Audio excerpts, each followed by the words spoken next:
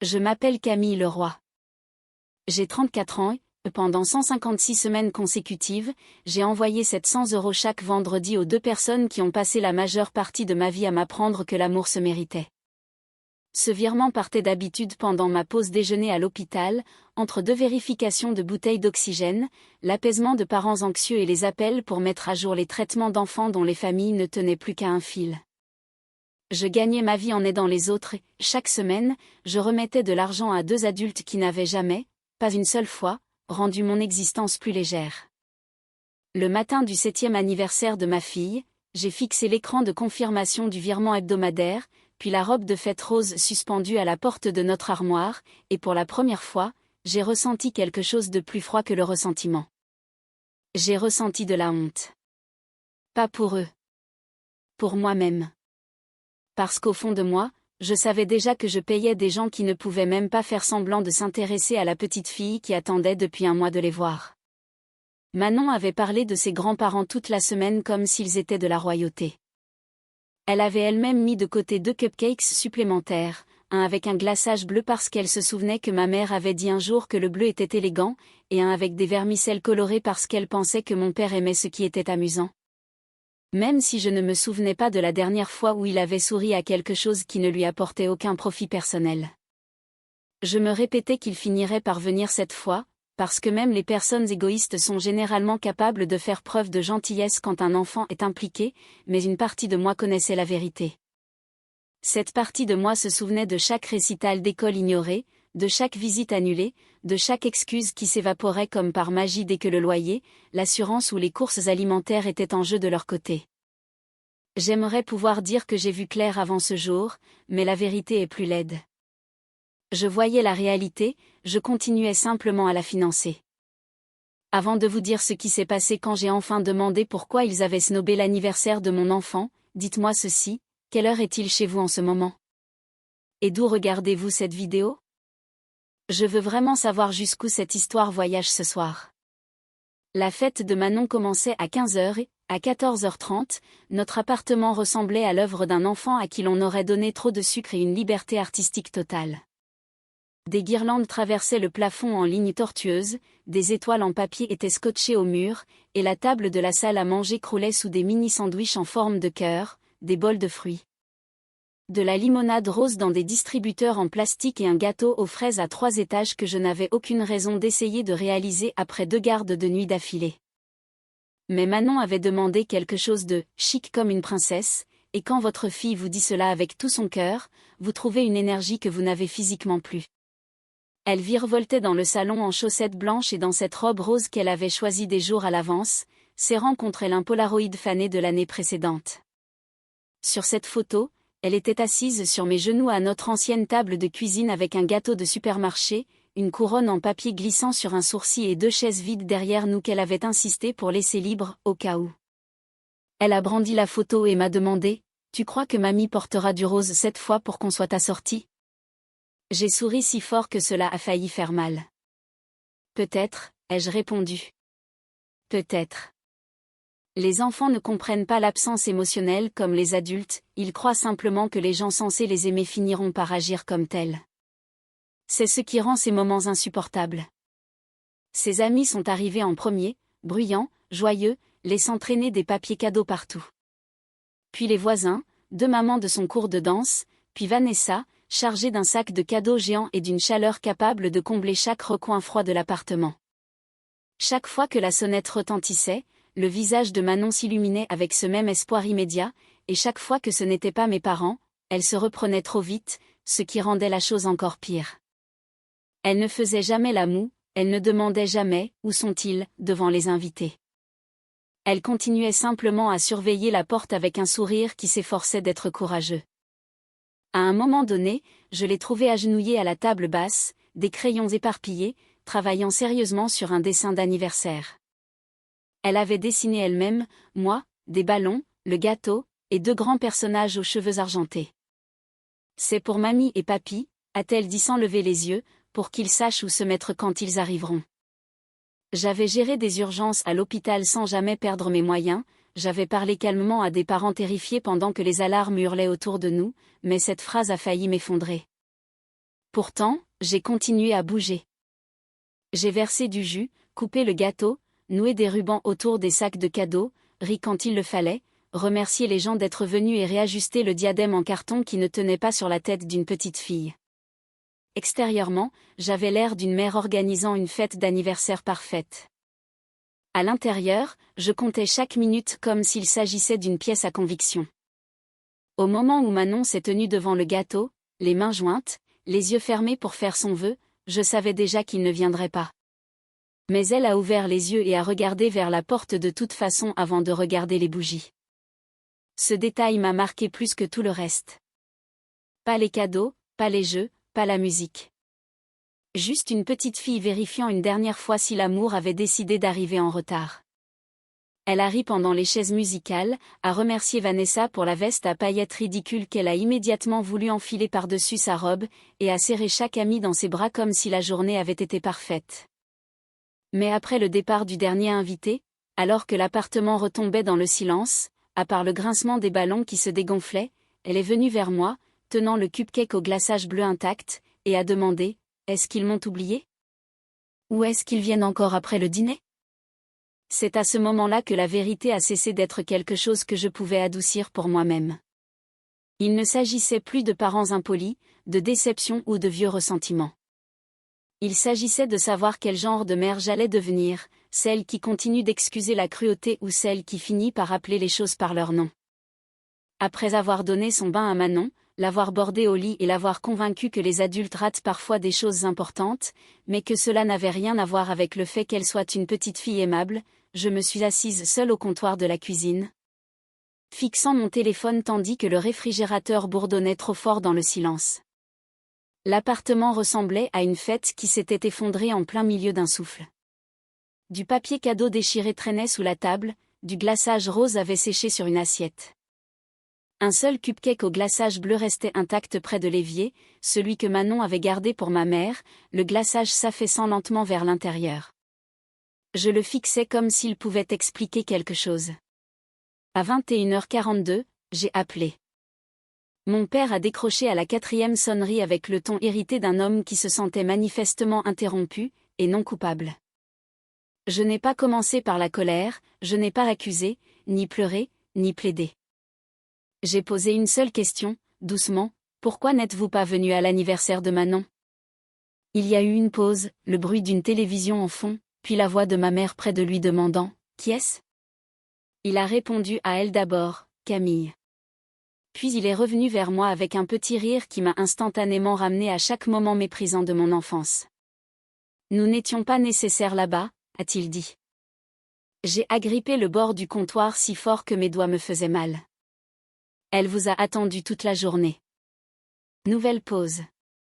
Puis ma mère a pris le téléphone, et je jure que le pire était son calme. Aucune culpabilité, aucun malaise. Juste cette voix composée, tranchante, qu'elle utilisait chaque fois qu'elle voulait réduire quelque chose de douloureux à quelque chose de purement pratique. Camille, arrête de dramatiser. Nous n'allons pas organiser nos vies autour de la fête d'une enfant. Manon ne signifie rien pour nous en un sens réel. Tu as choisi de la voir, c'est ta responsabilité, pas la nôtre. Je n'ai pas réagi tout de suite. Mon corps, lui, a réagi. Chaque muscle s'est verrouillé, mon souffle est devenu court, je pouvais entendre mon pouls dans mes oreilles comme un second cœur. J'ai posé la question la plus humiliante que j'ai jamais posée à un autre être humain, sans parler de ma propre mère, après tout ce que je fais pour vous, c'est vraiment comme ça que vous la voyez ? Mon père a repris, plus dur encore, probablement parce qu'il réalisait qu'elle avait dit tout haut ce qu'il ne faisait que sous-entendre d'habitude. Ne commence pas avec l'argent, a-t-il aboyé. Envoyer de l'argent n'achète pas la loyauté. Tu aides parce que tu es censé aider. Nous t'avons élevé, tu nous dois toujours quelque chose.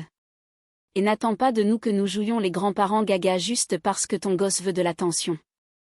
Ton gosse. Pas Manon. Pas ta fille. Pas notre petite fille.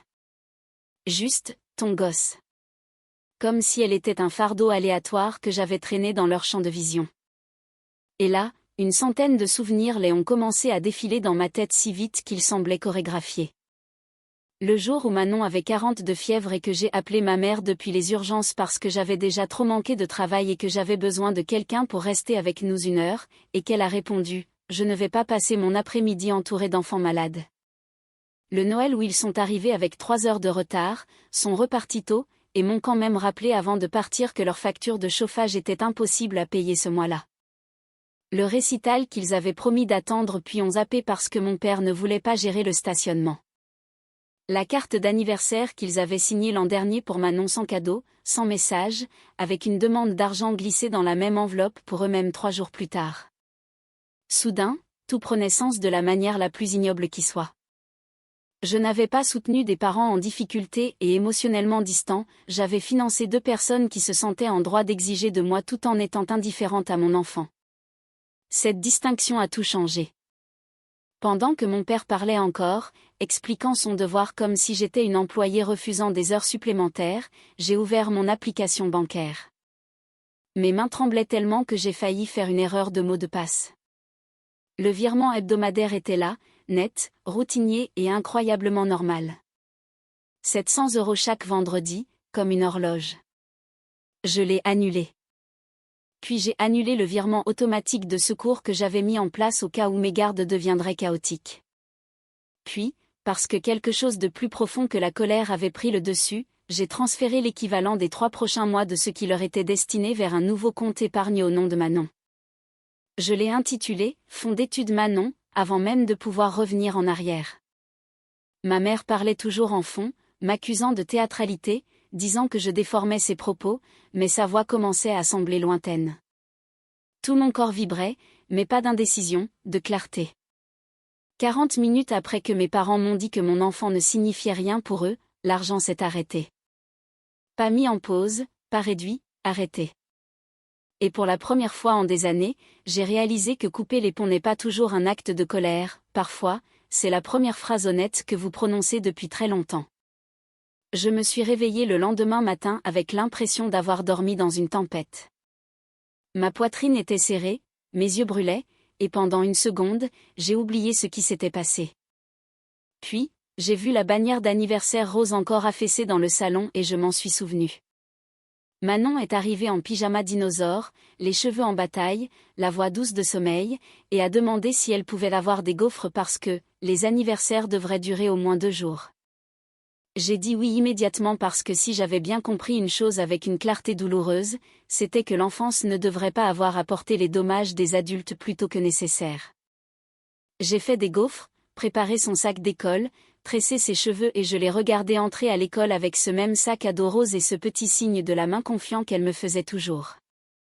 Je suis restée dans la voiture plus longtemps que d'habitude, les mains sur le volant, et je me suis autorisée à ressentir ce que j'avais fait. Le chagrin m'a moins surprise que le soulagement.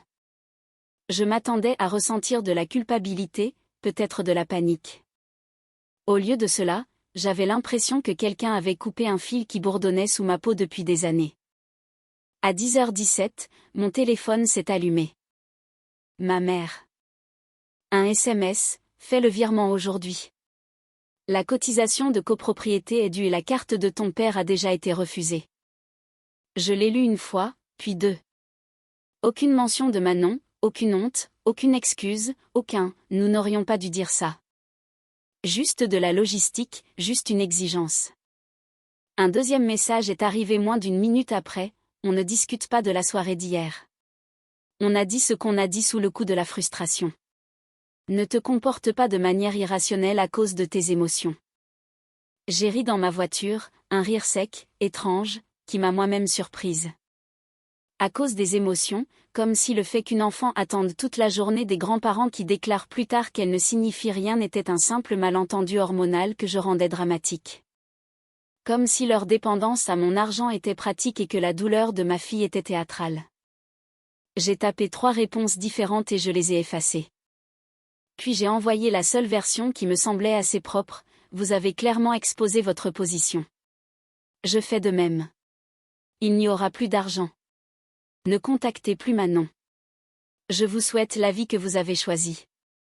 Les 3 petits points sont apparus immédiatement, ont disparu, puis sont réapparus. Avant même qu'elle ait pu finir de taper, mon père a appelé. Je l'ai laissé sonner. Puis ma mère a appelé. Puis mon père encore. Puis un numéro de la banque locale qu'ils utilisaient. J'ai fixé mon écran et j'ai senti quelque chose durcir en moi d'une manière très saine. Vers midi, mon père avait laissé un message vocal. Sa voix sonnait différemment maintenant. Toujours en colère, mais teintée de panique. Camille, tu ne peux pas faire ça sans prévenir. On comptait sur cet argent. Tu ne peux pas déstabiliser des gens comme ça à cause d'une réaction émotionnelle. Rappelle-moi avant que tu ne rendes les choses pires. Pire. Ce mot est resté avec moi toute la journée. Pire que quoi?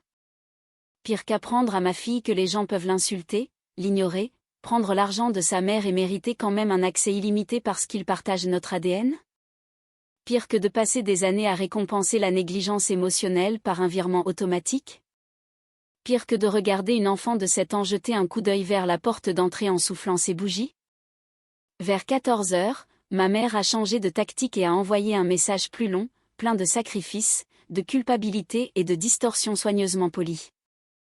Elle écrivait qu'ils avaient tout fait pour moi quand j'étais petite, que les enfants ne devraient pas punir des parents vieillissants pour une mauvaise conversation, que mon devoir ne disparaissait pas parce que mes sentiments étaient blessés.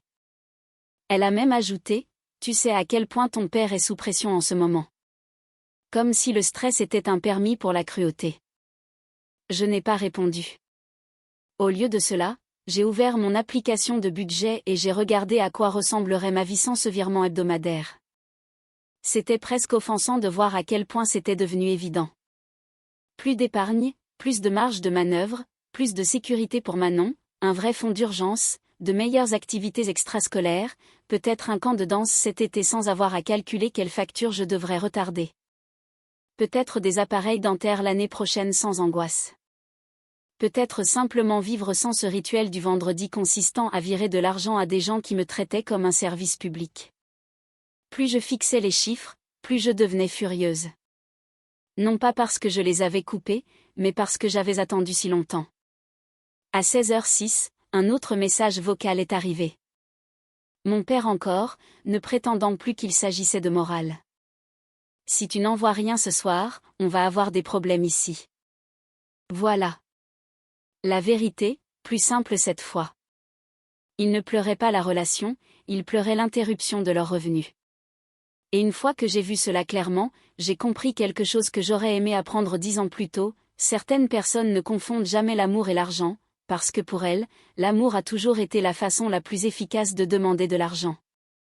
Cet après-midi-là, j'ai récupéré Manon à l'école, je l'ai emmenée manger une glace sans raison, juste parce que je pouvais le faire, et je l'ai écoutée expliquer en détail pourquoi la menthe chocolat était un goût courageux pour les grandes. Elle riait, elle parlait, elle a demandé si on pouvait refaire un petit anniversaire le week-end prochain avec juste les gens sympas cette fois. Et assise en face d'elle dans ce stand en plastique, j'ai su que j'avais fait le bon choix. Pas parce que c'était facile. Pas parce que ça ne faisait pas mal. Mais parce que, pour une fois, je ne confondais plus l'endurance avec l'amour. Je n'avais pas prévu d'aller dans leur maison de ville, mais 3 jours d'appels incessants, de messages vocaux et de messages chargés de culpabilité de la part de parents éloignés m'y ont poussé. Pas parce que j'avais besoin d'une clôture. La clôture est une expression de luxe que les gens utilisent quand ils n'ont jamais eu à se battre pour une vérité émotionnelle basique. J'y suis allée parce que je voulais qu'ils entendent ma décision en personne, sans écran pour se cacher, sans le pouvoir de réécrire mon ton ou de tronquer mes mots.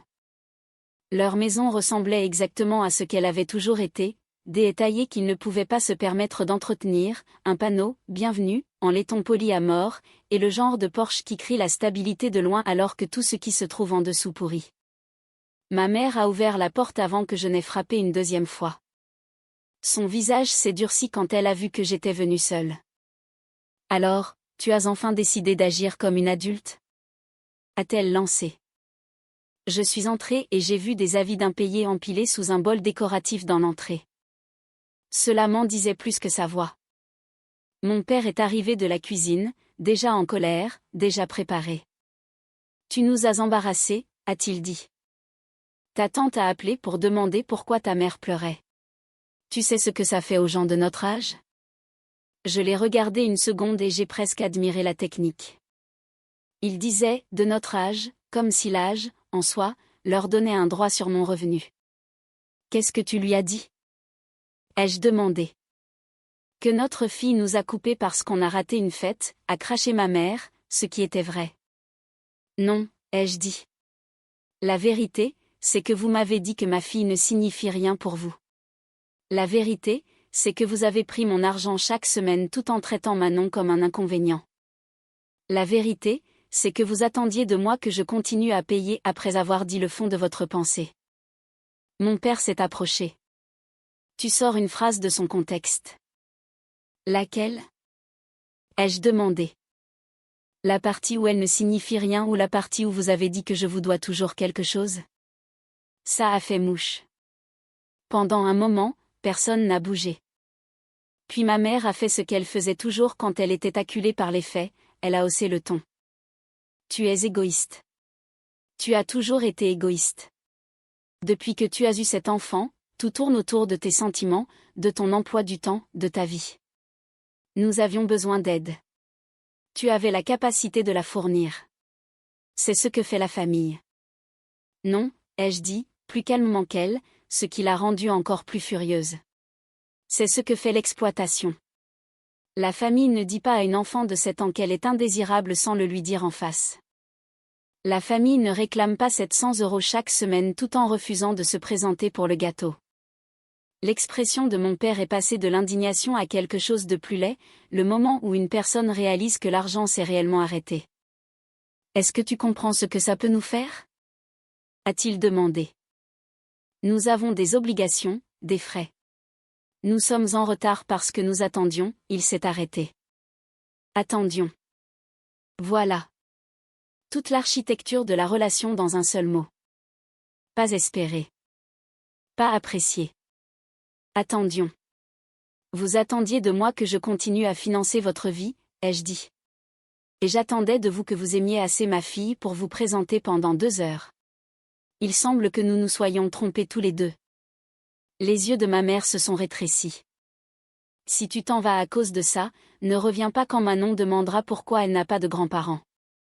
Cela aurait dû me briser. Au lieu de cela, cela a tout clarifié.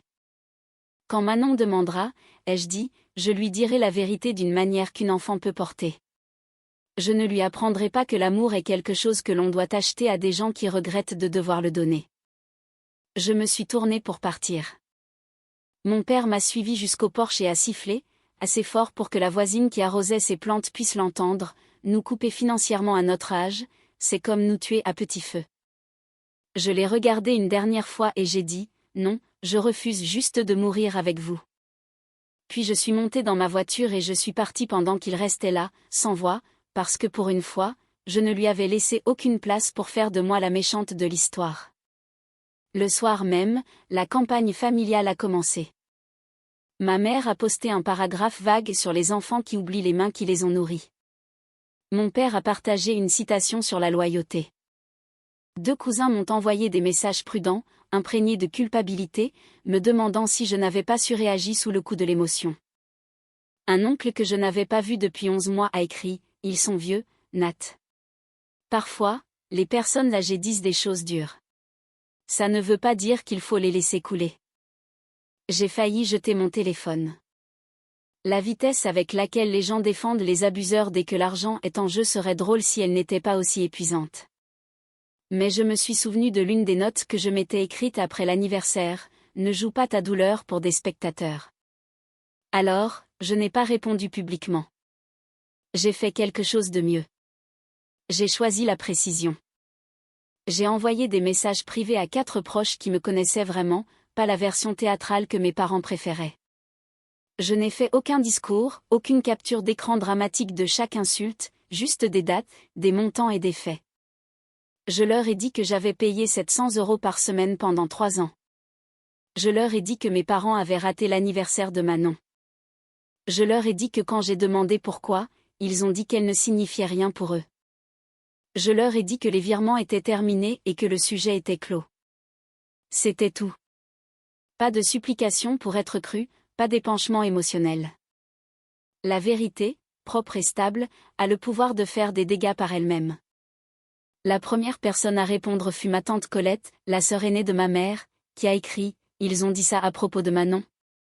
Puis Vanessa, qui en avait assez vu au fil des années pour être dangereuse avec la vérité, m'a appelé et m'a dit « Ne les laisse pas te pousser à la défense publique. Les personnes qui comptent viendront vers toi. » Elle avait raison. En 24 heures, le ton sur les réseaux sociaux a changé. Les messages vagues de mes parents ont cessé d'attirer la sympathie pour se heurter au silence. Un cousin a discrètement unfollow mes 2 parents. Ma tante a appelé ma mère et j'ai appris plus tard que cette conversation s'était terminée par le fait que ma mère avait raccroché la première, ce qui, dans notre famille, équivalait à une confession publique. 2 jours plus tard, mon père a laissé un message vocal qui ne ressemblait en rien à son indignation précédente. « Camille, dit-il, la voix plus plate maintenant, les choses ont pris des proportions excessives. Les gens comprennent mal la situation. Peut-être qu'on devrait tous s'asseoir et remettre les compteurs à zéro. » Remettre les compteurs à zéro, pas s'excuser. Remettre les compteurs à zéro. Ça aurait été risible si ce n'était pas si révélateur. J'ai supprimé le message. Ce week-end-là, Manon et moi sommes allés au musée des enfants, puis manger des pancakes, puis acheter de la craie de trottoir dont nous n'avions pas besoin.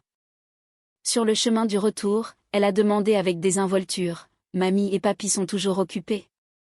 J'ai resserré ma prise sur le volant et je lui ai dit « oui ». Et parfois, quand les gens restent trop occupés pendant trop longtemps, on arrête de les attendre à la porte.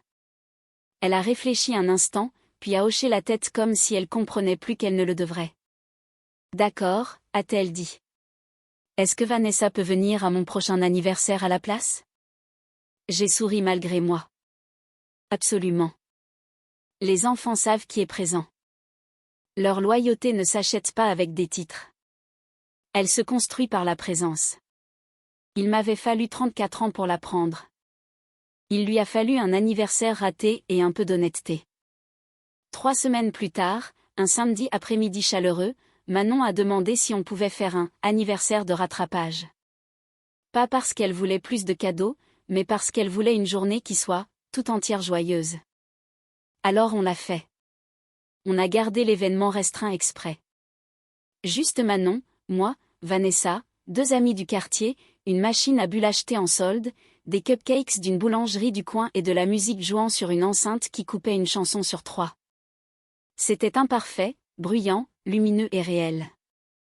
Avant l'arrivée des invités, j'ai ouvert le tiroir de la cuisine où j'avais entassé les vieux avis de virement, les reçus imprimés et le bloc-notes où j'avais autrefois tracé ce que mes parents devaient, et ce pourquoi je me sentais encore coupable de ne pas leur donner.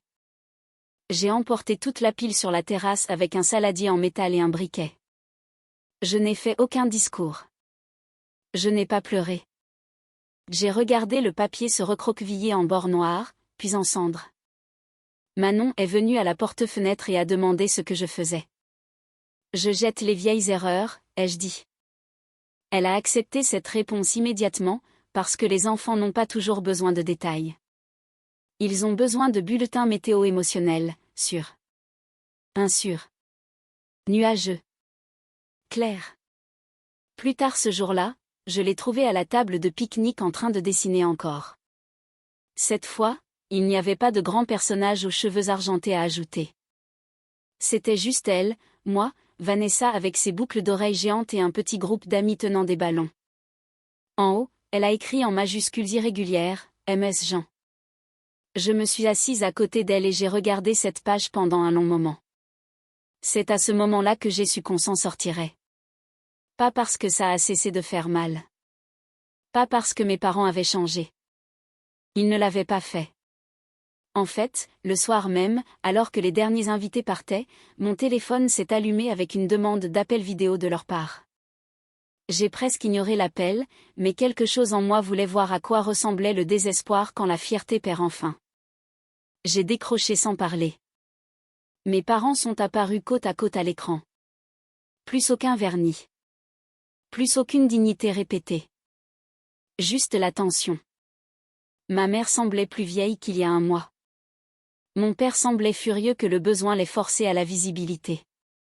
Pendant plusieurs secondes, personne n'a parlé. Puis ma mère a essayé en premier. Camille, ça va trop loin. Je n'ai rien dit. Mon père s'est penché en avant. On risque de perdre la maison. Toujours rien. La voix de ma mère a craqué ensuite. On a juste besoin d'aide pour nous remettre sur pied. Aide. Pas de pardon, pas de remords. De l'aide. Leurs yeux scrutaient mon visage à la recherche de l'ancien réflexe, celui qui accourait pour les sauver afin que je puisse me sentir utile au lieu d'aimer. Il n'est pas venu. J'ai écouté pendant 30 secondes, peut-être un peu plus. Puis j'ai entendu Manon rire dans la pièce d'à côté pendant que Vanessa lui apprenait à empiler des assiettes en carton sur sa tête comme des chapeaux. Ce son a traversé toute la performance comme une lumière à travers un verre sale. J'ai enfin prononcé une phrase, vous m'avez dit exactement ce que valait mon enfant pour vous, et je vous ai cru. Puis j'ai mis fin à l'appel. Une minute plus tard, comme si l'univers avait décidé que la subtilité n'était plus requise, une alerte de paiement de ma propre banque a surgi, confirmant le virement automatique mensuel vers le fonds d'études de Manon. J'ai fixé cette notification et j'ai ressenti quelque chose de proche de la paix. Pas de la vengeance au sens cinématographique, pas de la destruction, juste de la redirection. L'argent qui allait autrefois à des gens qui voyaient ma fille comme un fardeau construisait maintenant son avenir, un dépôt à la fois. C'était ça, la vraie fin. Pas de savoir s'il souffrait, il souffrait. Pas de savoir si les parents jugeaient, certains le font toujours. La vraie fin, c'était celle-ci, Manon a arrêté de demander à la porte. Elle a arrêté de mettre de côté des cupcakes pour des gens qui traitaient l'amour comme un levier. Elle a commencé à dessiner la famille qui existait réellement, pas celle que je continuais à financer dans mon imagination. Je pensais autrefois que la famille signifiait le sang, l'obligation et l'endurance. Maintenant, je sais mieux. La famille, c'est ceux qui se présentent quand il n'y a rien à gagner. La famille, c'est ceux qui peuvent regarder un enfant et voir un être humain, pas un inconvénient. Et la leçon que je laisserai à quiconque vit dans une relation à sens unique est celle-ci, n'utilisez jamais le sacrifice comme preuve qu'un lien est sain. Parfois, la chose la plus aimante que vous puissiez faire pour votre enfant est de mettre fin à la tradition qui vous a appris à mendier pour des soins basiques. Dire non ne m'a pas rendu cruel. Cela m'a rendu responsable. Cela a fait de moi une mère. Et si un jour votre enfant demande pourquoi quelqu'un qui porte votre nom ne l'a jamais vraiment aimé, peut-être que la réponse la plus courageuse n'est pas un mensonge enrobé de respectabilité. Peut-être que la réponse la plus courageuse est celle-ci, parce que certaines personnes ne savent aimer que ce qu'elles peuvent contrôler, et que nous avons choisi de ne plus leur appartenir.